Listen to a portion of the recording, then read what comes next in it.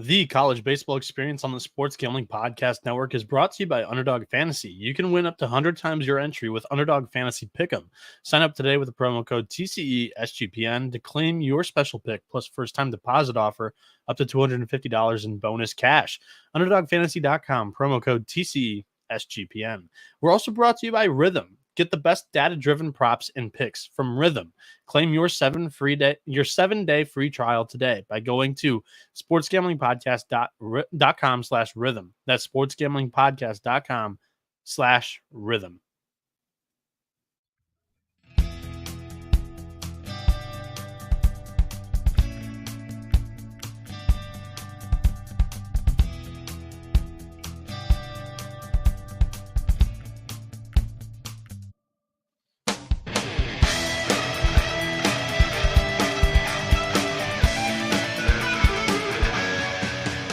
And it is showtime here once again on the college baseball experience. What's going on, everybody? My name is Noah Bieniek, aka 77. And yesterday was another rough day for me. Look, I've always procrastinated with my records and totals. But I know for sure my pocketbook, my wallet has taken a little bit of a hit this weekend. I will tally up how I've done this weekend at the end of it. After this Monday, I'll tally up what I've done throughout the season here on Tuesday, probably when I get free time, because I just need a little bit of a pick me up after this week. Again, when you cover the sport the entire year and you have winning weekend after winning weekend, and for the first 2 years of the show's history, our best weekend has been regional weekend because I am awake from midnight to 6 a.m. handicapping box scores, going through pitch counts. I'm in the mud doing a lot of work that I know nobody else is doing, and I'm doing it by hand.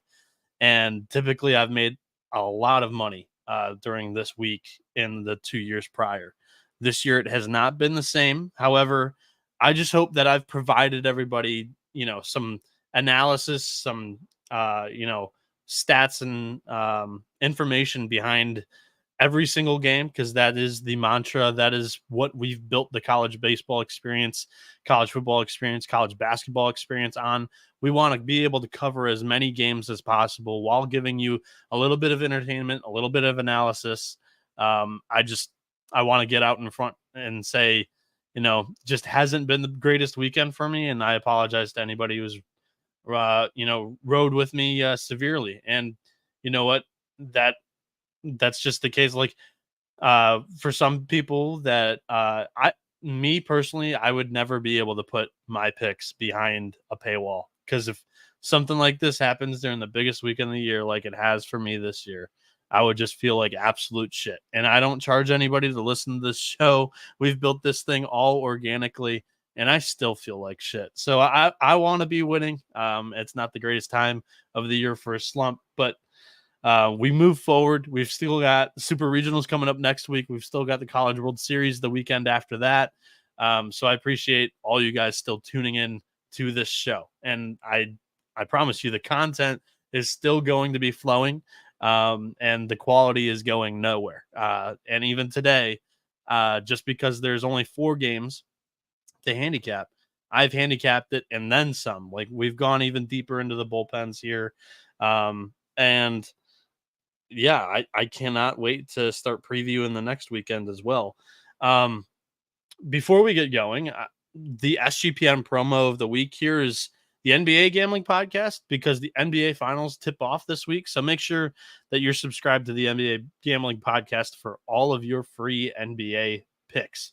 All right, let's jump into today's action. Like I said, 11 tickets have been punched. My bracket here I'm displaying on youtube.com, written in pen, because we have confirmed 11 super regional attendees.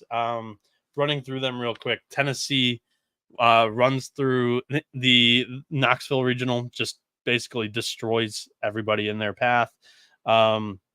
East Carolina and Evansville playing today. Oklahoma and Yukon playing today. Florida State churns through the Tallahassee regional. Kansas State, the 3 seed, goes through the Fayetteville regional. Virginia knocks off Mississippi State twice and ends up winning the Charlottesville Regional. The 3 seed West Virginia goes through the Tucson Regional, and that's 2 Big 12 3 seeds that have advanced to the Super Regional round here. And if they both win the Super Regional round, they would both play each other in the first game in the College World Series. So that's interesting. The North Carolina LSU game is going to be very fun tonight. That's a game 7. Kentucky sweeps through their Lexington Regional. They beat everybody in that regional. So they beat the 4 seed, the 3 seed, the 2 seed there, Western Michigan, Illinois, and Indiana State, respectively. Oregon State and UC Irvine got postponed yesterday. They began the game, and it was a torrential downpour. Oregon State is used to playing in that type of weather, but the umpires didn't want to continue. UC Irvine probably did not want to either, because it's a competitive disadvantage playing 2 games in one day.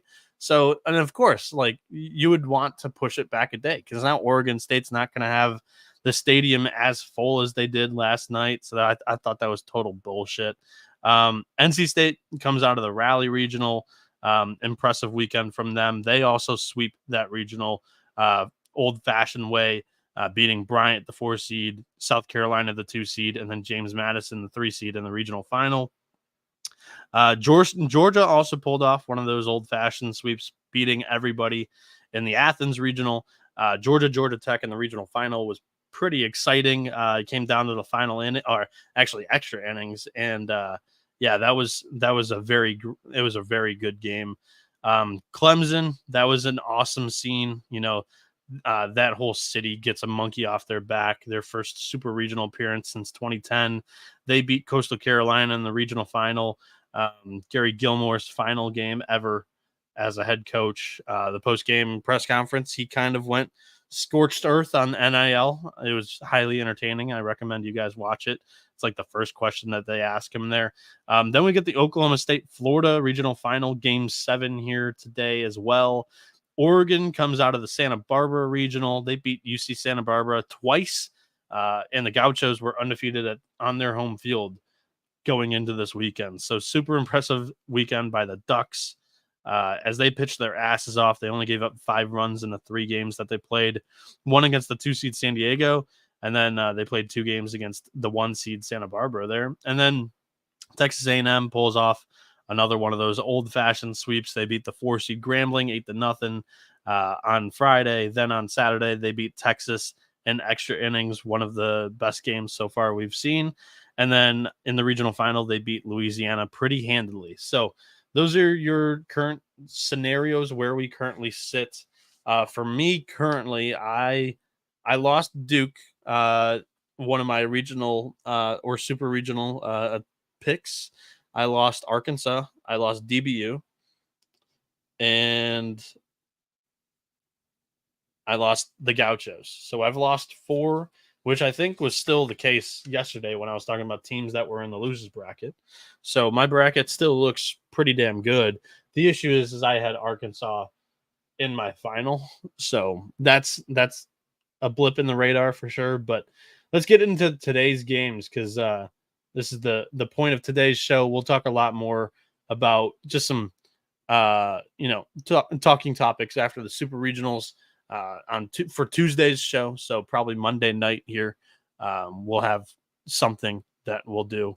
But game 1, I'm going to refresh my page, make sure I get the updated odds. And we have total and run line that just popped up for East Carolina, Evansville. This begins at noon Eastern. We don't have run lines or totals for any of the other 3 games. Again, I don't know why DraftKings does this, but East Carolina minus 345 on the money line, Evansville plus 250. This total's set at 13.5, minus 115 both ways.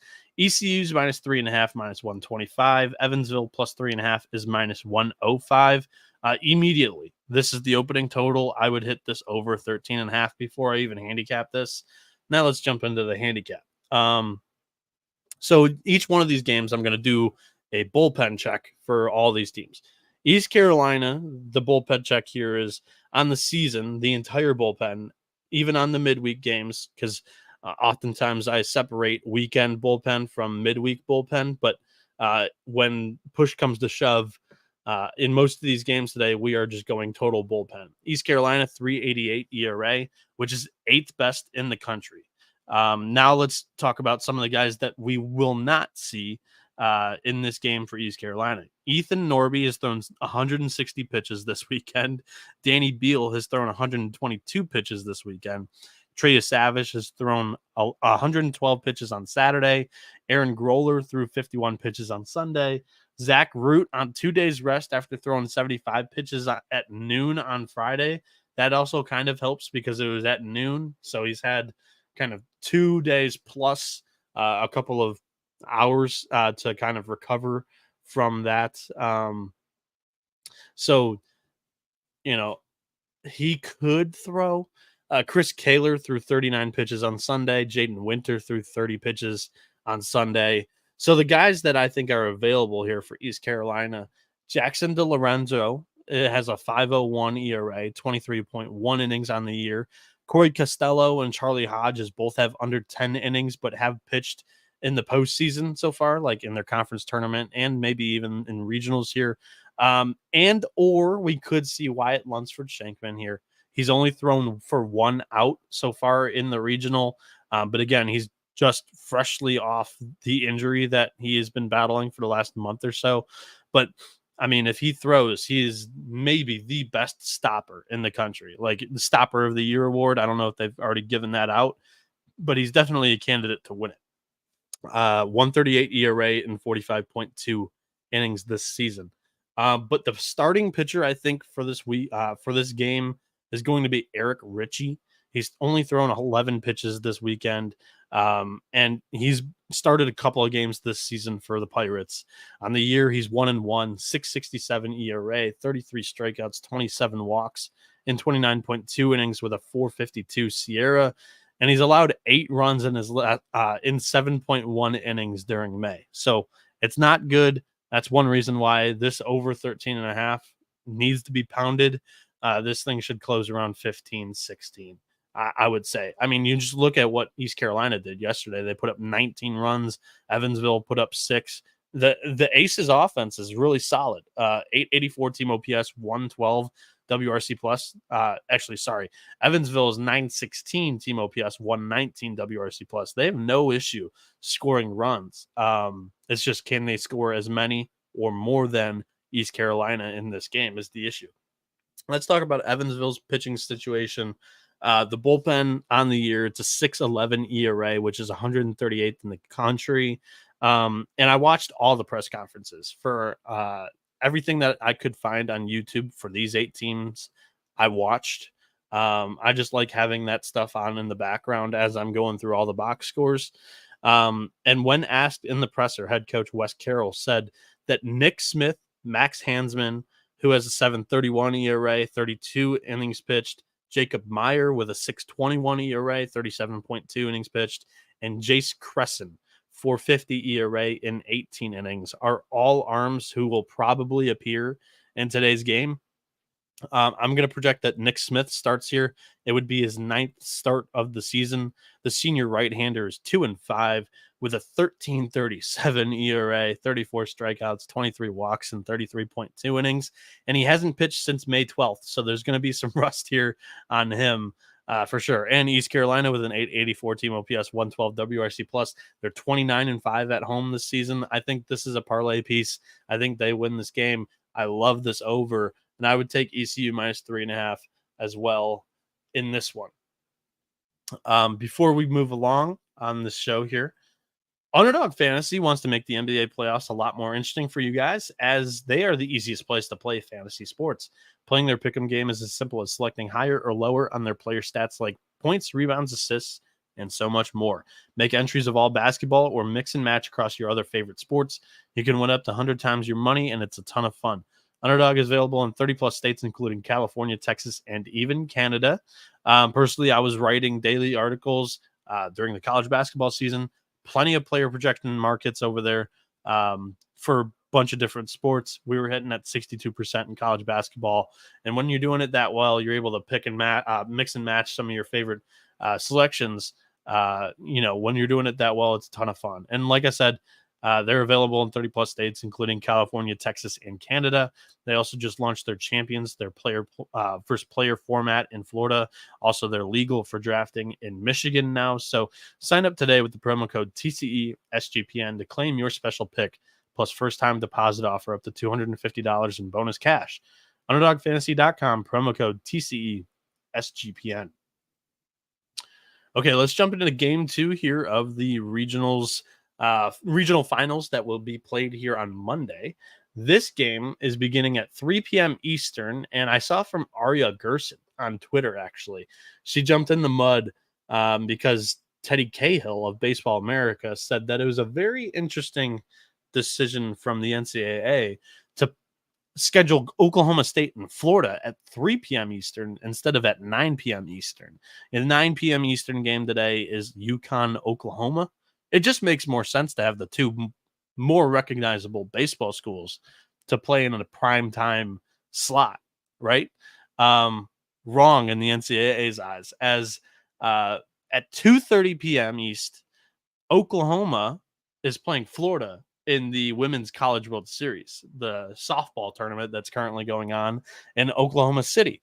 So by virtue of allowing Oklahoma hosting their regional, Oklahoma being at a 9 o'clock start time is going to allow some of the Oklahoma softball fans to go from the Oklahoma softball game in Oklahoma City all the way to the Sooners baseball game at 9 p.m. Eastern in Norman. Just logistically, it makes a little bit of sense. I think that would be the explanation. Otherwise, it makes no sense TV numbers wise why Oklahoma State and Florida is playing at 3 p.m. Eastern. Just because there's plenty more household names in that game than there is in Yukon and Oklahoma, and that's not a slight against the Sooners and the Huskies. It just makes sense for a TMZ standpoint, for the casual college baseball fans. So, Oklahoma State, Florida. Oklahoma State is a minus 180 favorite. The Gators are plus 140. For the Pokes, the bullpen check here, 4.32 bullpen ERA, which is 18th in the country. Carson Bench threw 80 pitches for the Cowboys in Sunday's game. Gabe Davis threw 55 in the Sunday regional game against Florida. Then on Saturday, we all saw Brian Holiday's masterful performance against Florida. He threw 131 pitches. I don't expect him to throw in this game. The interesting, padlock stat, I guess, for lack of a better term, is their ace or just game one starter, because both him and Brian Holiday are solid. Sam Garcia only threw 65 pitches earlier this week against Niagara. They could trot him back out here in this game. It's on the fringe of like on 2 days rest, 65 pitches. It's not the worst thing in the world. I've seen some guys come back after 80. We just saw Derek Clark for West Virginia on 1 day rest come back after throwing a complete game. So some teams are more desperate than others.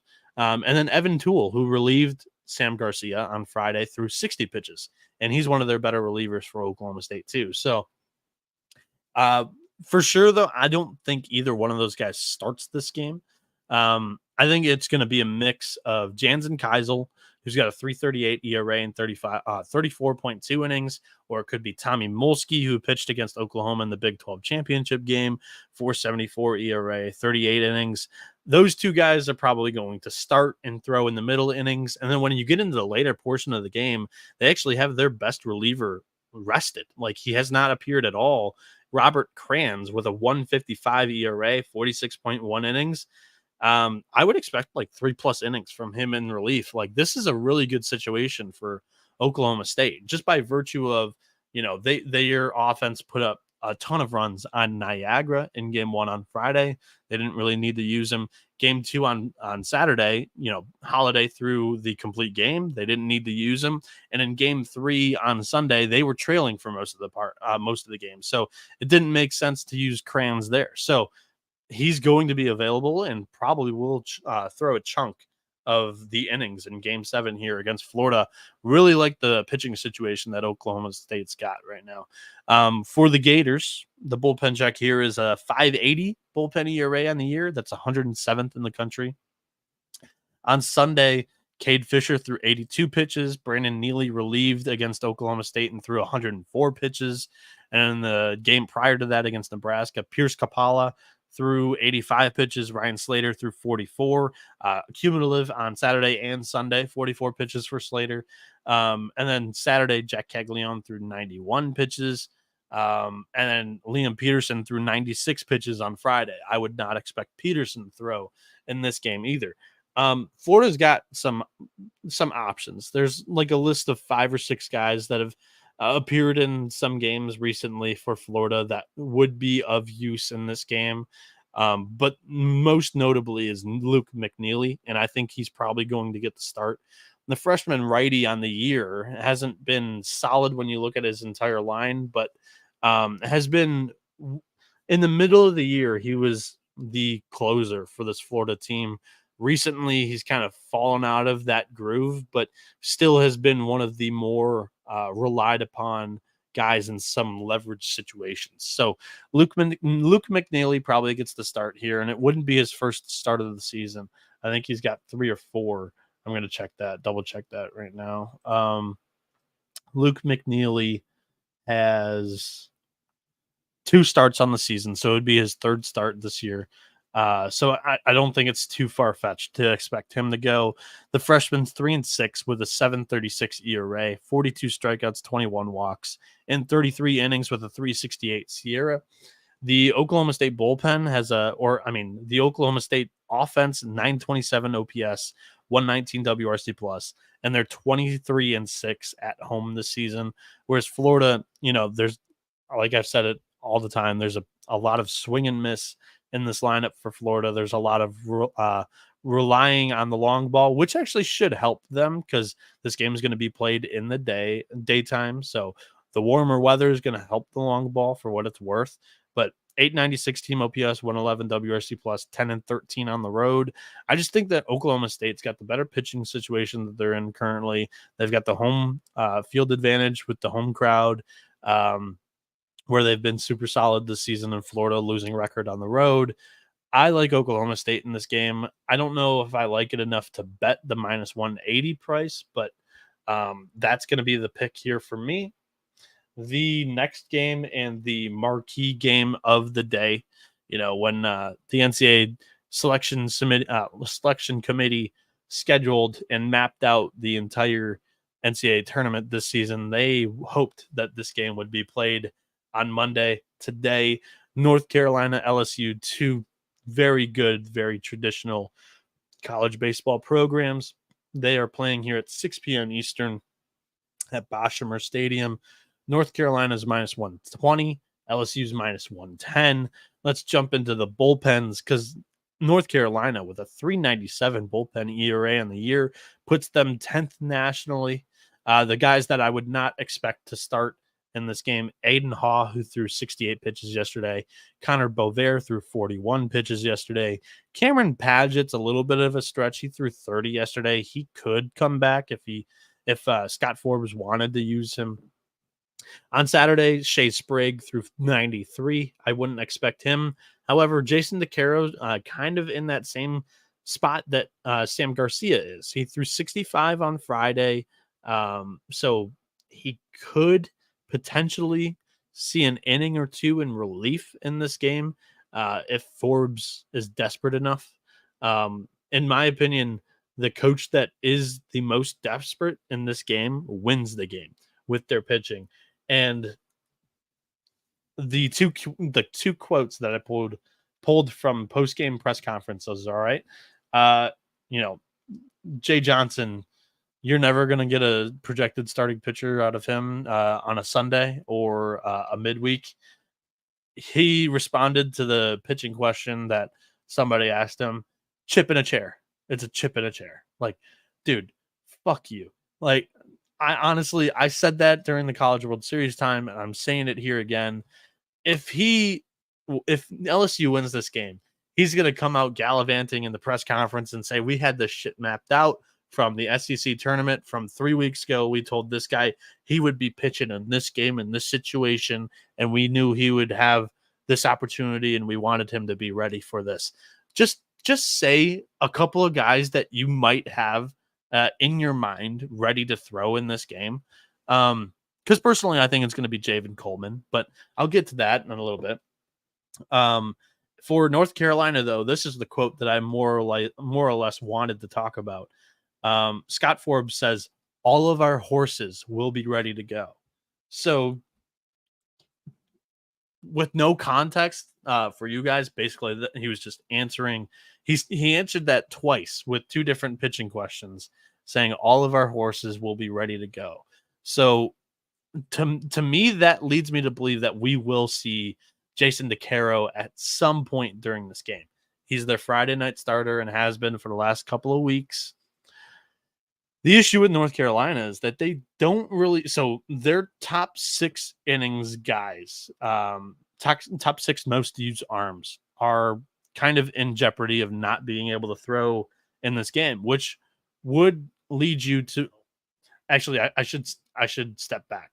Their top 6 guys that lead the team in starts are in kind of jeopardy of not being able to throw to start this game. Matthew Matisse is the only guy in the top 6 of the team's innings leaders who is probably going to be available for this game. So he's going to pitch a bulk of this game's innings, whether it comes at the beginning of the game or if he comes in like the 3rd or the 4th inning after one time through the order and there's like an opener in front of him. Matthew Matisse is the guy that I want to handicap and solely focus on here. He threw 38 pitches on Friday against Long Island. On the year, he's 12-4, 3.68 ERA, 52 strikeouts, 16 walks, and 51.1 innings. And then let's jump into that LSU bullpen, it ranks 43rd in the country with a 4.82 ERA. Sunday, Griffin Herring threw 89 pitches. Thatcher Hurd threw 73. Gavin Guidry threw 40. Kate Anderson threw 47 pitches. On Saturday, Luke Coleman threw 109. And on Friday, Gage Jump threw 102. Those are the guys that I would not expect to start or just see in this game at all. The guy that I'm going to expect here is Javen Coleman. And then they'll probably use Nate Ackenhausen out of relief, and he's been super solid for the Tigers this season. So I think LSU is also in pretty good shape here. So it's going to be an outstanding game. The offenses probably are going to dictate it, but I think whoever is the most desperate, whoever brings out the Friday starter or whoever brings out the guy who's thrown 70 pitches already this weekend in a big leverage spot, who's ever more desperate is going to win that game, this game, in my opinion. That's the handicap for me. Javen Coleman, I expect him to start. He's a junior lefty. It would be his 8th start this season. He hasn't pitched yet this weekend. 3-1 on the year, 5.47 ERA, 27 strikeouts, 19 walks, and 24.2 innings. You know, when looking at the two teams offensively, North Carolina certainly has the edge, and they've been the better team for most of the year. But LSU is probably the hotter team, and I think that matters a lot more in the postseason. And they actually hit better against right-handed pitching than they do left. And Matthew Matisse being the most important and experienced and rested arm, most trusted arm that Scott Forbes has to use. He's a right-handed pitcher. LSU's OPS against right-handed pitching is about 80 points higher than it is against lefties, and they're the hotter offense right now. They have some confidence as they just beat North Carolina Sunday night. I think my pick here for this game is LSU -110. Because the other thing about this North Carolina bullpen is that they've just been stretched out a bit too much, and they're kind of going in different roles.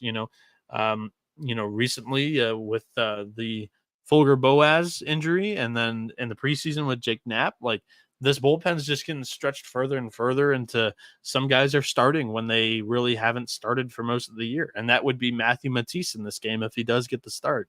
And some guys that, haven't pitched in the leverage innings all year are going to be relied on here in this game for North Carolina that just hasn't been the case so far this season and in the postseason because they went 2-barbecue in the ACC tournament. So with Nate Ackenhausen, kind of a trusted arm for Jay Johnson here coming in relief, I feel pretty good about LSU winning this game. So -110 on LSU is probably my, outside of this East Carolina Evansville total that's going to close higher. It will get hammered into smithereens. LSU, if you're going to bet something, I would recommend LSU -110. And plus, this is going to be the primetime game, 6 p.m. East. This is going to be the game that everybody's going to want to watch. I would bet LSU against North Carolina. That would be my favorite bet of today's action. Oink Oink in the YouTube chat says, your dad wants you to mow the yard this morning.